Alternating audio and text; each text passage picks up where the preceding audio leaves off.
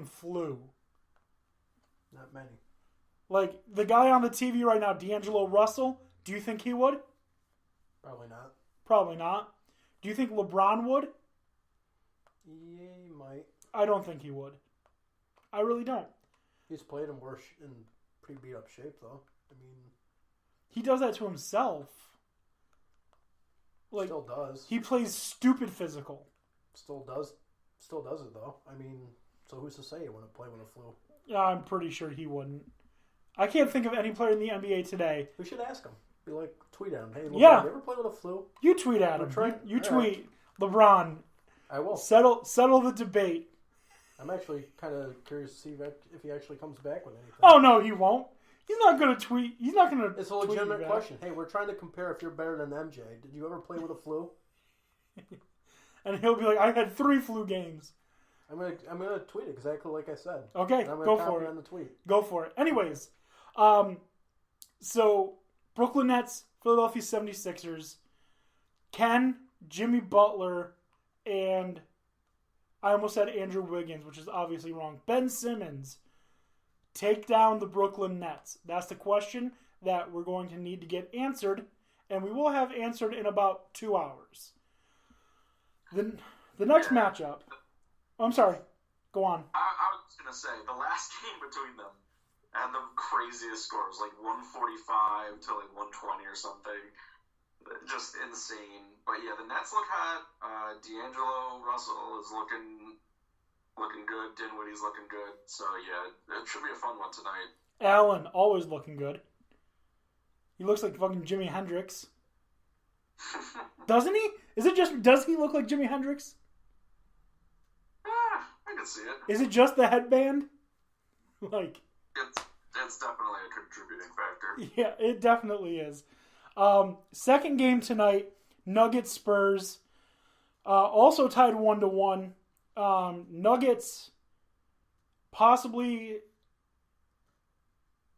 the biggest surprise of the season, coming in at number 2 in the West, and are having a very hard time with the San Antonio Spurs that I don't know how they're still in the playoffs.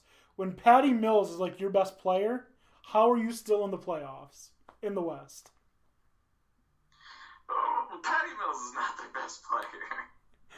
In my heart, he is. I love Patty Mills. They got White, who has like the biggest forehead ever, but I won't try and make fun of that too much. It's a 7 head. He's been stepped it up. I think he's the reason that they're in it, honestly, because Denver was prepared for Aldridge and DeRozan. They know what they can do.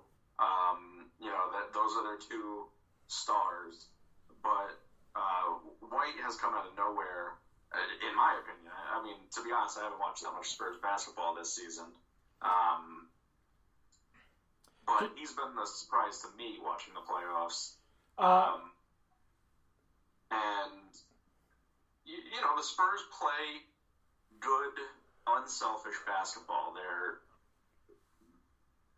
very well coached. Popovich is always, going to be ready for a game and can outcoach anybody.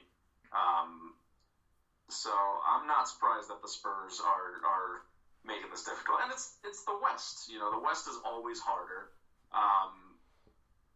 The only reason that the Clippers aren't being taken seriously is because Golden State has been just so beyond dominant. Oh yeah, before Golden State got Durant, it was always, the West was separated by very little. Oh, absolutely. And I would be willing to argue that of the 8 teams in the playoffs in the East, in a 7-game series, the Clippers would probably beat 5 or 6 of them. Yep. I don't think they would get past the Bucks. Oh, there's the Ben Simmons missing poster that you were talking about. It's on TV right now. Perfect. Oh, that's great. That is great. Oh, Bleacher Report tweeted it? Oh. At least it wasn't Barstool. Barstool sucks. Well, I don't think they were the ones that found it. From what I read, it was posted up in Brooklyn, like on just on polls and stuff, because Brooklyn's all riled up, which I hate to say it as a Knicks fan, but they should be. Their team is they're performing better than what anyone would have thought in the beginning of the season. They've got a great young core, and they're well positioned to continue to build and get better. They are a more attractive free agent destination than a lot of people, I think, are giving them credit, which, as a competing free agent destination, I'm a little nervous about. Yeah, so there are three things with the Nets that are making them attractive. One, you got a young core of good players. All right, that is very attractive, especially to a guy like Kevin Durant, because you got these guys who are playing at a high level, who are young, who are going to be able to run for, if they need to, 40 minutes of the 48. They also are super underrated.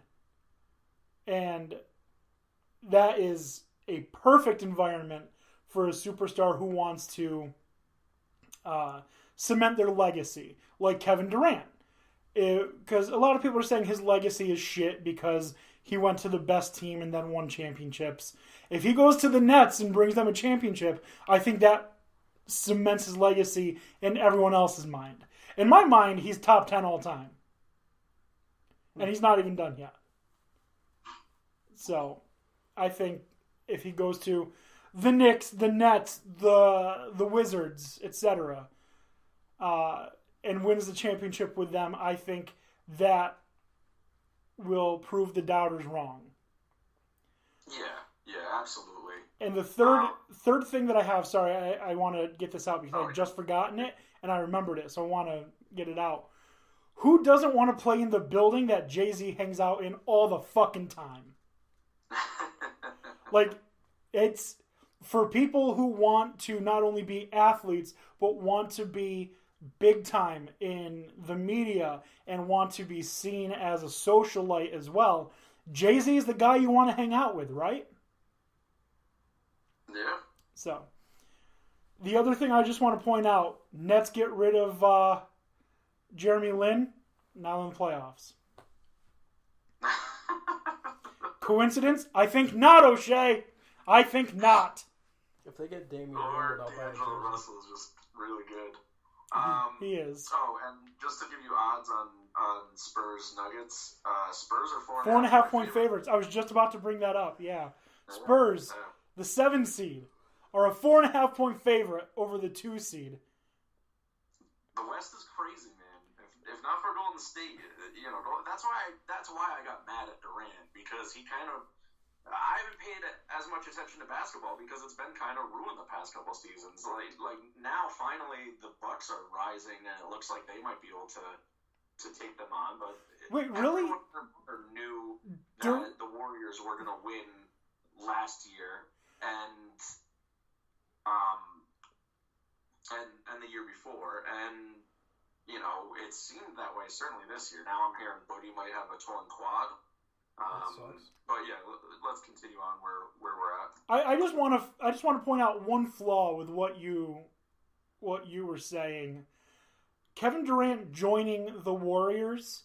If you're taking away from the whole, he left the Thunder specifically to join the team that he couldn't beat. Take that storyline out because I don't think that that's going to matter for the next point I'm going to make.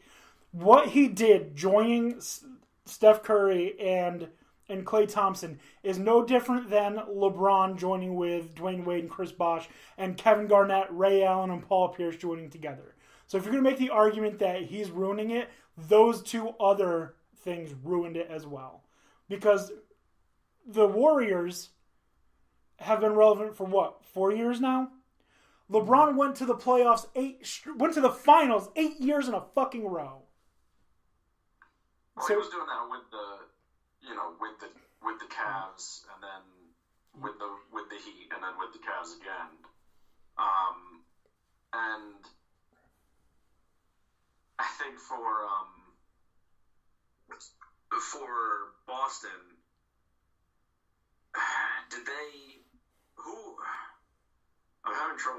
who was on Boston originally? Paul Pierce. It was just Paul Pierce? Kevin Garnett came from the Timberwolves. Ray Allen came from the Supersonics. That's right, okay.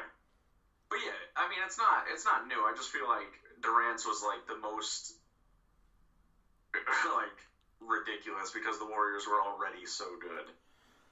I was surprised because I thought for sure that I was going to get a notification Kevin Durant to the Wizards because that's his hometown, Washington D.C.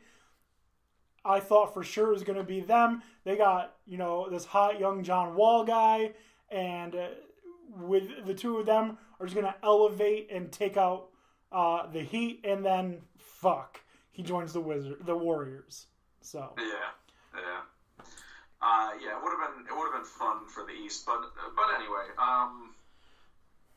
So where were we? The Nuggets Spurs, and then if we got nothing more to say about them, injury report. The Nuggets have no one injured. Spurs without DeJounte Murray, and the Spurs still a 4.5-point favorite. So think what you will. I don't see how the Spurs should be a 4.5-point favorite. But anyways, we'll see. Let's move on to the next game, which would be the Warriors-Clippers. Warriors blew a 31-point lead in the last game. Dominated game 1. We thought we were on their way to dominating game 2. I fell asleep when the Warriors were up by 26. And I wake up in the morning to a tweet. I was like, they blew a 31-point lead. I was like, yeah. The Warriors did not blow a 31-point lead. Is that the biggest comeback in playoff history? Probably. I don't see how it can be much bigger. Yeah, I was watching the game and I was like, all right, there's like 7 minutes left and the Warriors are still up by like 25. I was like, all right, it's the Warriors. And then, Lou Williams and the Clippers went and pooped on everybody. Yeah, and ridiculous how the Clippers of all teams were able to come back. The Clippers.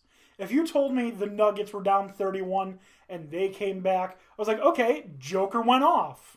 All right. The Clippers? Man, the Nets are on fire right now. Yeah, they're only 5-point lead.